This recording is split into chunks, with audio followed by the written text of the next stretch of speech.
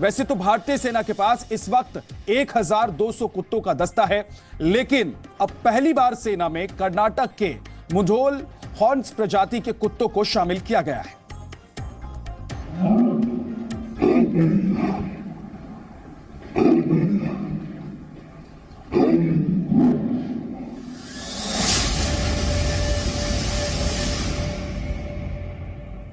आतंकवादी और घुसपैठिए 24 घंटे बेकसूरों का खून बहाने के लिए तैयार बैठे हैं और भारतीय सुरक्षा बल 24 घंटे उन्हें नाकाम करने के लिए संघर्ष कर रहे हैं।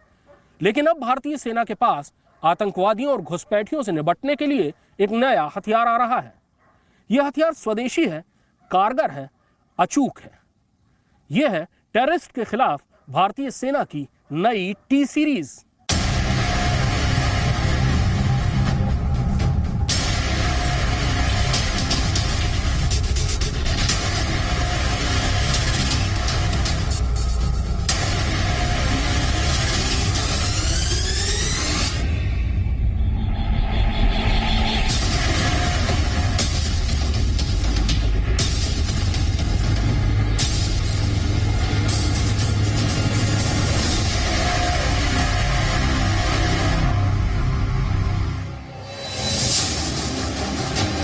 मेरठ के इस खास ट्रेनिंग सेंटर में डॉग्स को प्राथमिकता दी जाती है। ये टाइगर है और ये इसका साथी टैग। इनके कुछ और साथी हैं, तनु, तारुषी, टार्जन, टीना, तरुण, तारक, लेकिन वो इस समय कश्मीर में सरहद की निगरानी करने गए हैं। टाइगर भी सरहद पर जाने के लिए बेचैन है। फिलहाल ये अपने ट्रेनर साहू के साथ 1.5 साल तक की गई बड़ी मेहनत की ट्रेनिंग के सबक दोहरा रहा है। भविष्य में इसे लड़ाई के मैदान में उतरना है, जहां हर कार्रवाई बेहद खामोशी से की जाएगी। इसलिए टाइगर को अलग अलग संकेतों से अपने आदेश लेने में महारत है।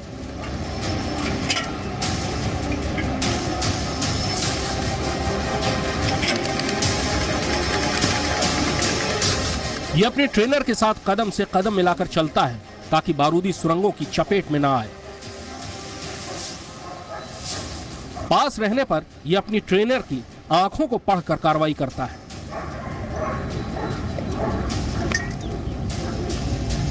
थोड़ी दूर जाने पर कुछ दूसरे इंस्ट्रूमेंट से, जिनके बारे में हम आपको आगे बताएंगे। लेकिन पहले देखिए अलग अलग बाधाओं को पार करने में टाइगर की महारत।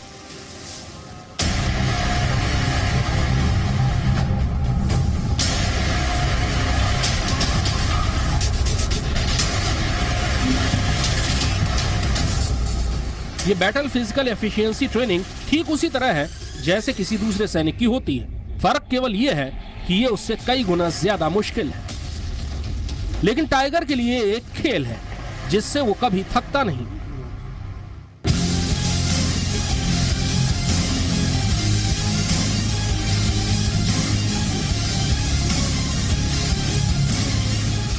हर काम पूरा करने पर उसे इनाम मिलता है, कभी प्यार भरी थपकी और कभी खाने के लिए कुछ, जिसकी जिद करने के लिए वो साहू की जेब की तलाशी लेने से भी नहीं चूकता। किसी डॉग के लिए सबसे मुश्किल होता है सीढ़ी पर चढ़ना उतरना और बैलेंस बनाकर 2 पट्टियों के बीच चलना। पर इसे सीखना जरूरी है क्योंकि कल उसे मैदान जंग में इन सब का इस्तेमाल करना होगा।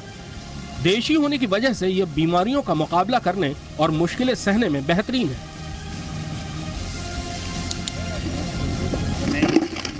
सूंघने की जबरदस्त क्षमता इसे विस्फोटकों का पता लगाने में विशेषज्ञ बनाती है।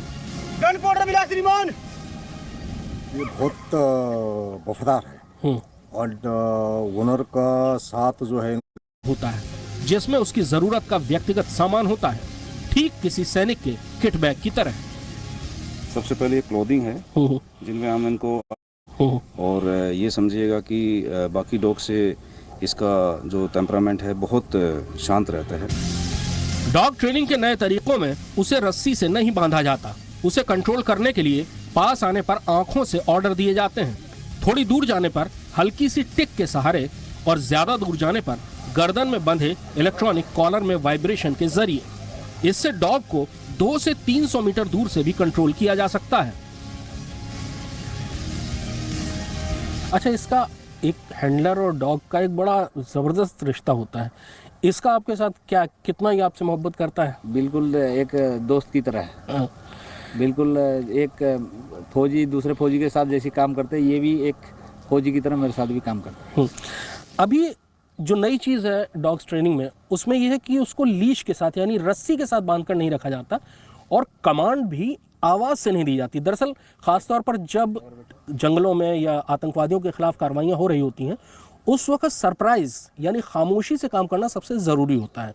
इसलिए इन डॉग्स को जो ट्रेनिंग दी गई है वो वॉइसलेस साउंडलेस ट्रेनिंग है। इसके लिए ख़ास किस्म के इक्विपमेंट का इस्तेमाल किया गया है।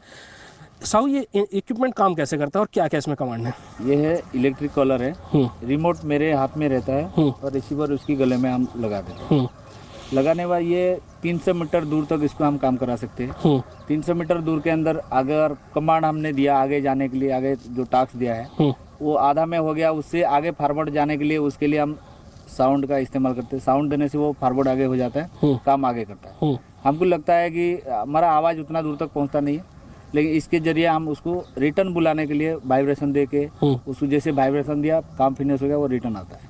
दूसरे डॉग्स के मुकाबले ट्रेनिंग में इसने कैसा परफॉर्म किया? ये अच्छा स्टूडेंट था, एवरेज था या बिलो एवरेज था? अच्छा था। मेरे इसमें जितने भी डॉग ट्रेन किए उसके अंदर ये अलग खूबी दिखाया, अलग एक्सपीरियंस मिली इसके साथ। कुछ ज़्यादा एक्टिविटीज मास्टर के साथ ज़्यादा फ्रेंडली उनमें भी होता है, इसमें भी उसी तरह का भी दिखाई दिया। मुढोल को इस तरह से ट्रेन किया गया है कि किसी भीड़ भाड़ वाली जगह में वो उस आदमी को ढूंढ सकता है जिसके पास विस्फोटक है।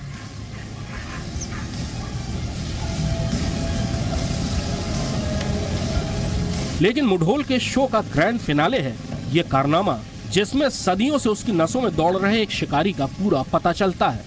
ये एक बस की छत पर एक शानदार छलांग के साथ सवार होता है, सामने से कूदता है और तेज मोटरसाइकिल पर भागते दुश्मन का पीछा करता है। इस रफ्तार और ताकत का सामना एलओसी पार करने की कोशिश करता कोई घुसपैठिया कर पाएगा क्या? कर्नाटका के एक छोटे से गांव से आए हुए इन शिकारियों ने 1 साल की अपनी कड़ी ट्रेनिंग पूरी कर ली है और इस समय ये पूरी की पूरी क्लास जम्मू कश्मीर की सर्दी और बर्फबारी के बीच एलओसी यानी भारत पाकिस्तान सरहद पर अपना फाइनल एग्जाम दे रही है। लेकिन जैसा कि इनके उस्तादों को भरोसा है, मुढोल हाउंड्स ये इम्तिहान बहुत अच्छे नंबरों से पूरा करेंगे। कैमरामैन शेर सिंह के साथ कृष्ण मोहन मिश्रा, जी मीडिया, मेरठ।